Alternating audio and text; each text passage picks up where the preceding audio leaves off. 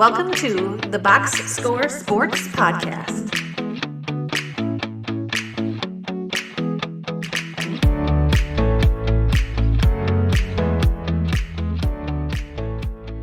Okay, let's move on to the Lakers. I got Bobby Marks's off-season thing, and I keep forgetting to mention it. So I'll try to remember to mention it with the Lakers. Okay, so this is the NBA exit interview for the Los Angeles Lakers. If you're watching this on YouTube, don't forget to like the channel, subscribe to the video, and leave a comment down below your thoughts on the Lakers season and their off-season. So the Lakers finished the fourth seed in the West, Clint. They were 53 and 29. They got swept in the second round by the Thunder.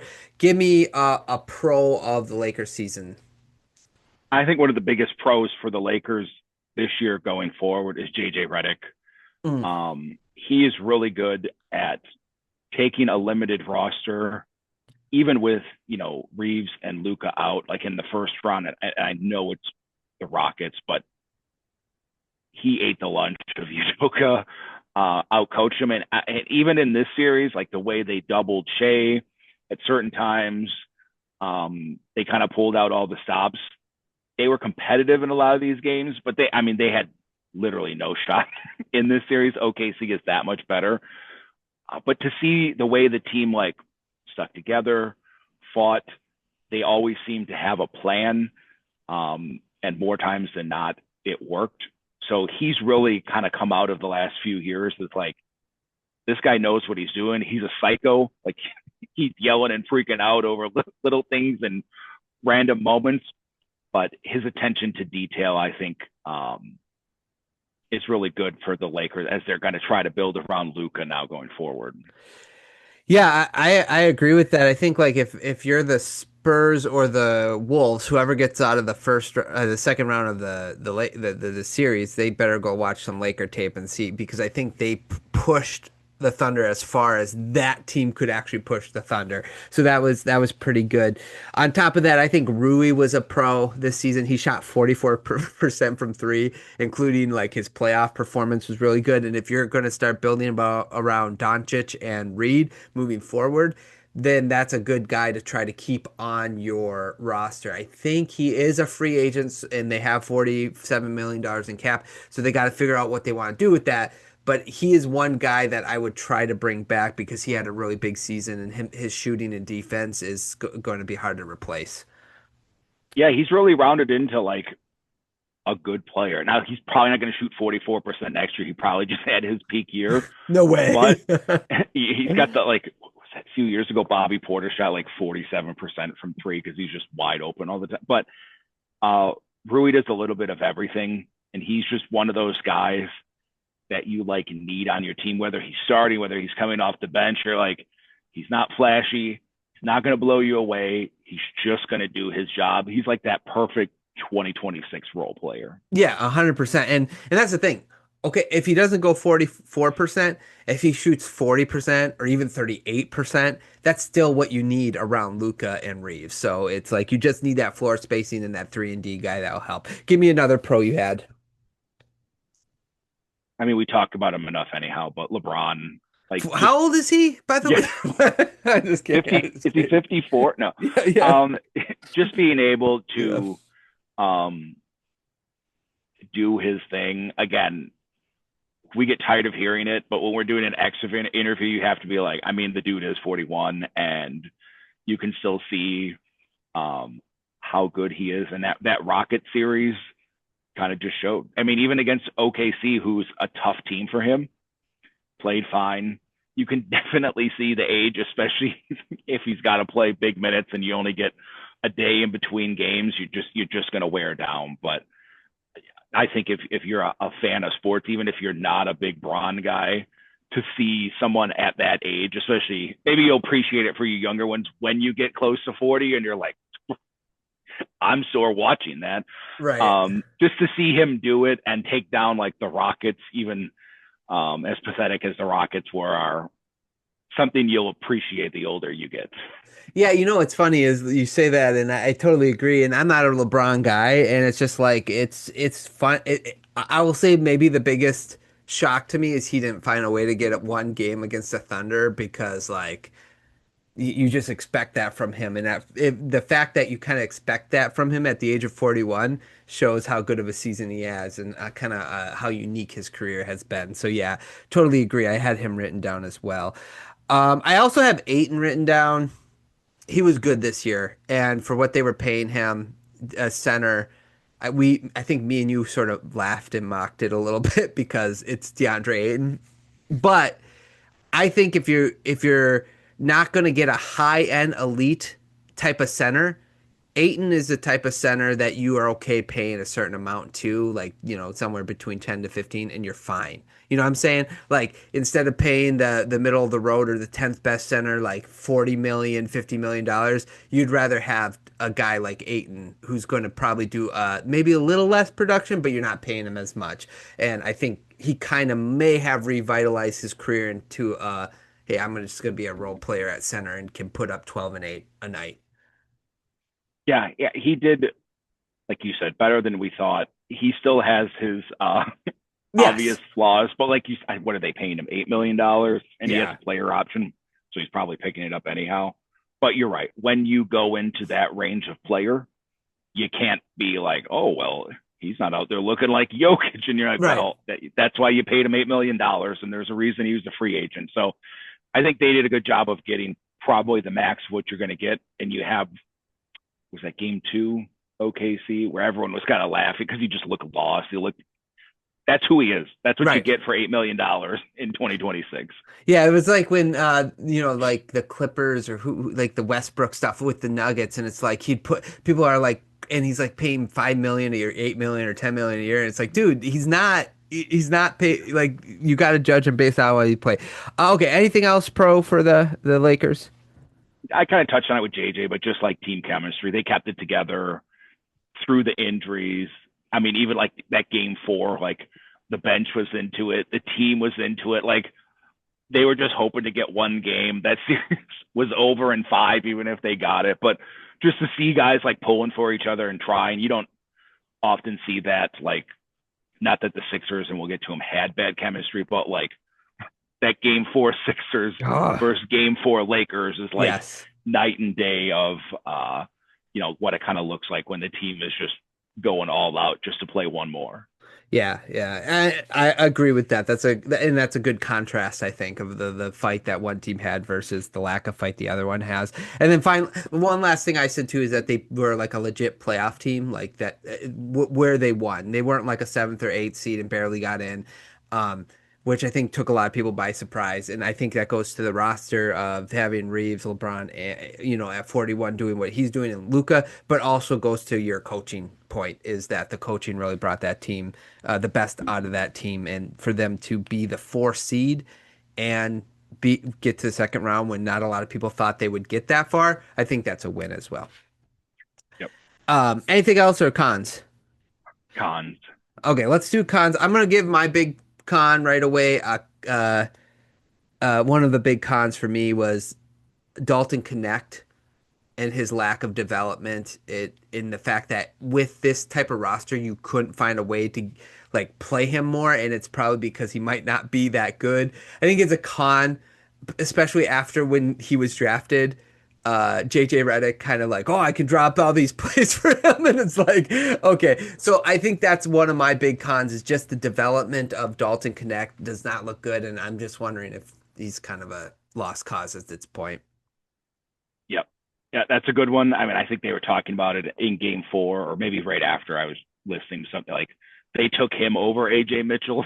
Oh yeah. AJ Mitchell just like, which again, different scenario, whatever. But like couldn't even sniff the floor. You're right. He just looks like one of those guys that was like he can shoot good in college, but he can't really get open himself. You gotta drop a play, and if you can't play defense, if you can't handle it, you can't rebound, it kind of looks like a sunk cost. Yeah. Well, yeah, and especially when you see someone like Duncan Robinson who's on the court, right? Like, and he's doing things, and it's like you should be like he should kind of be that, right? Like, and he can't even be that, which is kind of crazy. Okay, give me your con. I just put the limitations of the roster.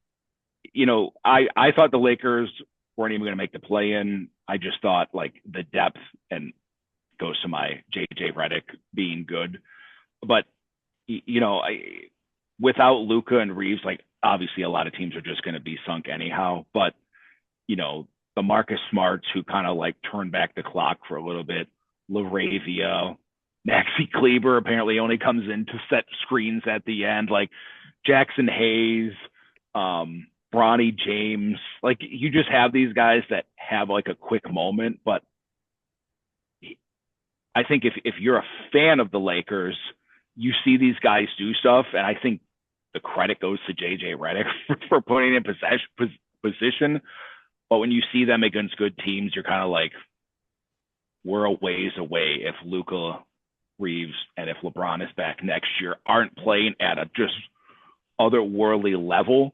There's not a ton there. We talked about Rui. Rui's, fine. But outside of that, it's just kind of meh. And you can only go so far with that. Yeah, and I think it's exasperated when someone like a Dalton Connect doesn't hit, because if he doesn't hit, it makes because that's what you're kind of relying on. Oh, this young guy could get better, but then he doesn't, and then you have this, like you said, the rest of the roster. So yeah, I agree. It's kind of JJ did get the best out of them though. Vanderbilt had a kind of like a bad year too, and it's just yeah. And that goes kind of another kind I had the big three. They only played 29 games together. That's also a reason. Like obviously the playoffs would have been much more fun if Luka was in there. I think the way they played, they probably could have stole 2 games. If you add Luka scoring into that, but. Maybe, but there was times where you thought the Thunder were just kind of like playing around. So who knows? But anyway, their big three only played 28 games to get 29 games together, and we just talked about like even the Magic. It's just hard to develop chemistry on a team when your main guys can't stay healthy. So that was another con for their season. Yep, I put injuries. It follows along, and Reeves really good, seems to get injured. Dallas seemed to care probably more than they should, but Lucas injured again, like different. It's a hamstring, but these are the kind of things that Dallas talked about, and they still were dumb and didn't get enough in that trade. Whatever, but it's hard to have consistency when you have guys coming in and out, and especially guys who aren't old. This isn't like LeBron. You're like, all right, well, the dude's 41. Of course, he rolled his ankle. It took him 2 weeks. Luka and Reeves missed big stretches of seasons for soft tissue injuries. Yeah, what was LeBron dealing with at the beginning of the season? Like a sciatica or something like that. So back. Right. So that's where you go like, oh yeah, he's old. He's got okay, fair enough. But yeah, Reeves and Luka, it's frustrating. Got to be frustrating. Any other cons? No. Okay, let's go to what we would have done different this season. What would you have done, if anything, different for the Lakers? Yeah. It was talked about they probably shouldn't have. Hindsight is hard with the Lakers because I think, like we talked about, they probably did as expected, maybe a little better with how injuries and stuff, but they did try to play Luka when they were down by like 30 against OKC, and the hamstring didn't particularly like that. That's just a little thing, but I think the Lakers didn't really have a ton of options, but that just kind of looks back, and you're right. They're not winning the chip this year, right? But like you said, if you have Luka and Reeves for this whole series, maybe you get a game, maybe you get 2 because Luka hits a couple of these shots that, he can just create himself. Yeah, that's a good one. I just said because again, I don't know what they could have done, and it's sort of like nitpicking, but you try to find an answer for every little thing, and it's just like, well, was there someone they could have got they traded for Luke Kennard at the end of the season, but if you're like building around Luka and building around LeBron and Reeves, who are all, kind of cones on defense for them, like they're not good defenders. Like, would it have been better to get a forward or a 3D? Like, I was thinking Dory Finney-Smith, whose contract is really easy to trade for. Like, could they have made a move for him? There was a couple other options I looked at and I forgot to write down, but it's just the point is like, could they have got a 3-and-D guy, somebody who would have fit better with them? And obviously this is why it's nitpicking. I don't think that would have helped them get over the Thunder. That's why it's nitpicking. It's like, I don't think that would have helped get over the Thunder, but that was the one thing I probably would have done differently, is maybe go a little harder for like a 3-and-D forward. Yeah. And I think they were just trying to play it safe. Yeah, I agree. Kind of milking whatever they could out of this year without, they have a bunch of cap room for this offseason with trying to keep the flexibility as they switch from a LeBron team to a Luka team. Yeah, correct. I agree. So again, nitpick, but that's all I got. Okay, grade. Give me a grade for the Lakers. I gave him a 3 based on Whoa, the inch. Clint, you didn't even put him in the play-in game. How do you have him at a 3? That's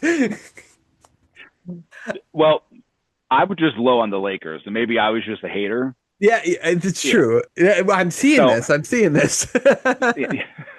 so I gave them the 3 for like it was a good season for them, especially 3.1. Especially because Luka and Reeves and LeBron missed stretches of the game to still get to that 4-5 matchup. Okay.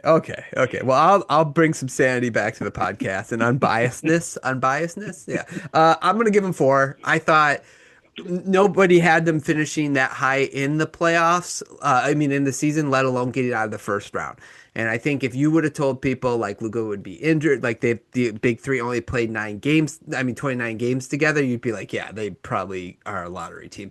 And the fact that like with the coaching and everything, Rui doing really good, getting the best they could out of Ayton, I think they exceeded my expectations to the point that I'm gonna give them 4 out of 5 stars, and we'll just let you Convinced That's continue. convincing.